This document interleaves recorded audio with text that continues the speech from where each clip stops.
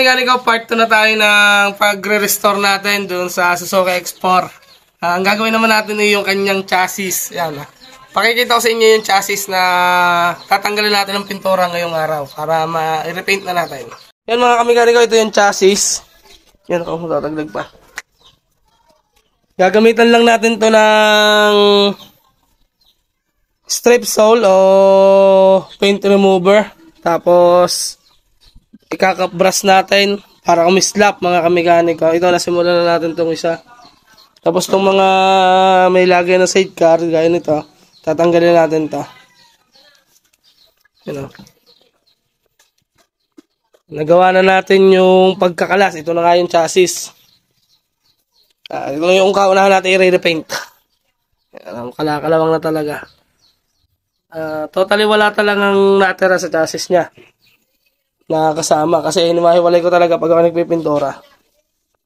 Kita nyo naman, di ba? Talagang napaka kalawang. Ito nga pala, simulan ko ng linisin kaya wala na siyang mga grasa sa loob yan. Nasimulan na natin i-pressure water. Yan, ultimo bearing, wala. Bago nga pala natin linisin, syempre, tatanggalin muna natin to. Baka makalimutan, tsaka yung nasa likod. Sa yung mga exist na na bakal. Kasi pangit tingnan na yan. Ayan, i-update ko na lang kay mamaya pagka nalinis na natin kasi medyo matagal din naman yun. Basta ang gagamitin nyo lang naman lagi doon, strip sole, tapos cap brush. Kung may sunblast, mas maganda ay yung pan-sunblast natin nasira. Ayan, i-update ko kayo maya-maya mga kamikanika. Yun, natapos na nating pagandahin o pakinisin yung part nitong chassis. Yung mga medyong baka masilyahan na lang natin to. Kung medyo hukay. Pero bago natin masilyahan, paprimeran muna natin ng anti-corrosion primer. Yan. So, ganito na siya kalinis. Sinunblast natin tapos ginamitan natin ng cap brush. Yan. Kasi yung sunblasting ko, wet blasting, ay mga ngalawang pagkain, tapos ginamitan ulit natin ng cap brush nung natuyo. Yan, ganyan yun. Ito yung kinalabasan. Malinis na siya. Ultimo loob niya. No? Islap na nga kung tutusin na. Para lang stainless. Mga singit-singit na lang yung may kalawang. Ayan, bubuga naman natin siya ng 3 coats ng anti-corrosion. Yun na lang ang gagamitin natin. Kasi ayun lang yung available natin ngayon. Anti-corrosion. Ito na siya. Yan, bugahan lang natin. Let's go.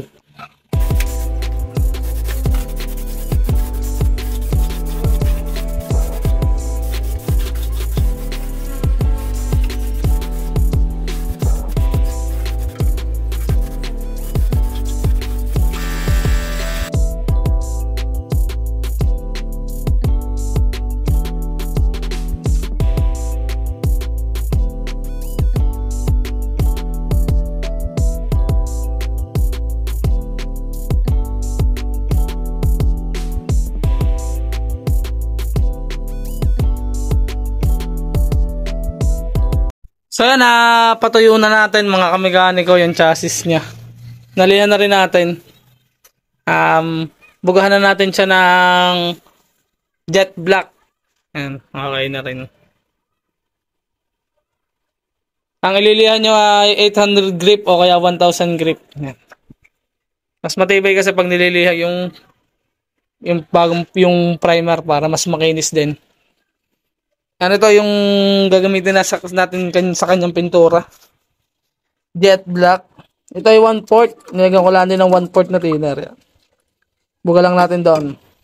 Let's go.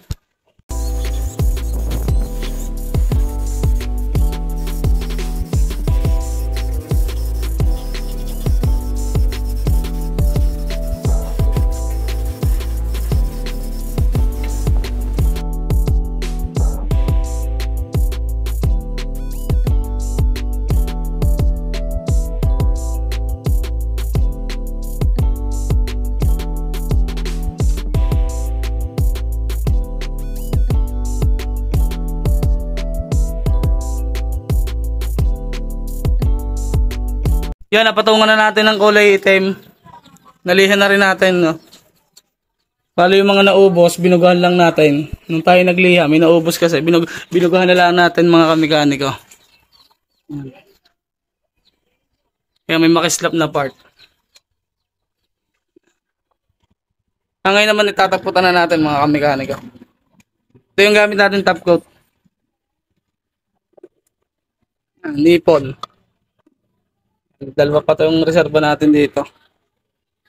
Ang ratio lang naman yung nasa likod. Yan, oh. Lagi ko namang sinasabi sa inyo sa ating mga vlog. Halo lang tayo tapos top coat na tayo. Let's go. So yung mga kamekaniko, bugahan na natin ang top coat. First coating tayo ng top coat ngayon.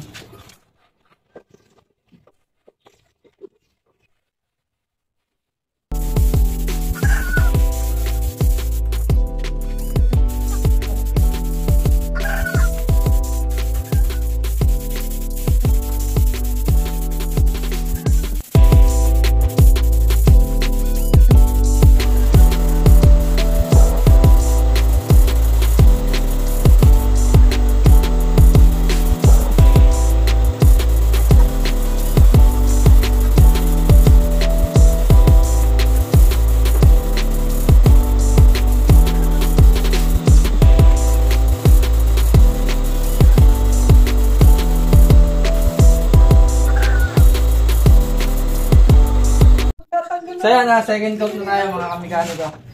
Bugahan na natin.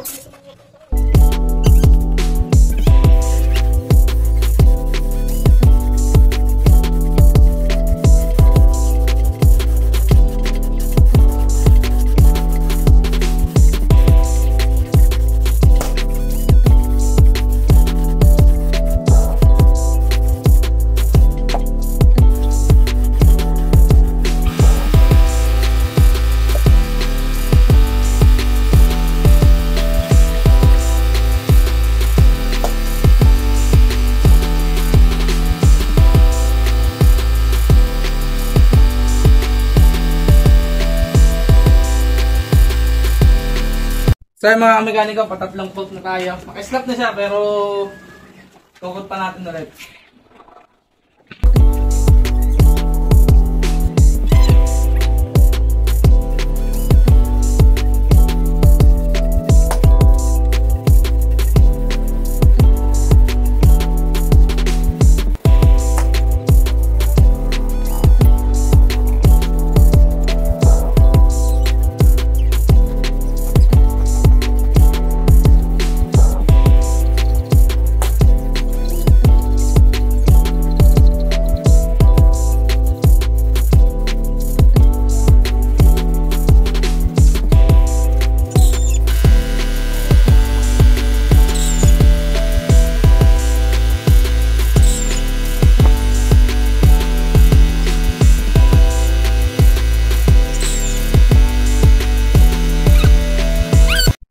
Ito na mga kamekaniko, yung chassis. Yan.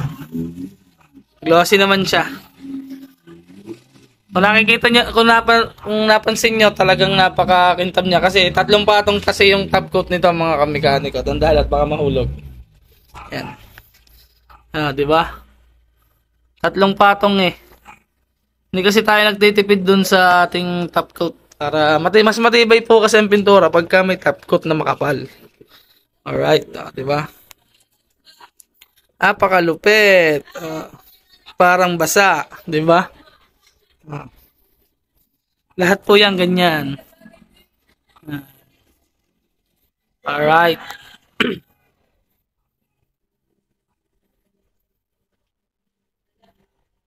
Alright. Dahan-dahan lang. Ikot lang natin. Yan. Okay na siya. Okay na. Yan mga kamekaniko, bibitinin ko na muna ulit kayo. Ito na lang muna sa ngayon, yung part ng vlog natin ngayon mga kamekaniko. Yung chassis, yan, natapos na natin. Sunod naman natin i-vlog yung kanyang makina mga kamekaniko. Hanggang sa matapos ulit. Parang yung gaya nung dati. Ayan lang mga kamekaniko. Peace out!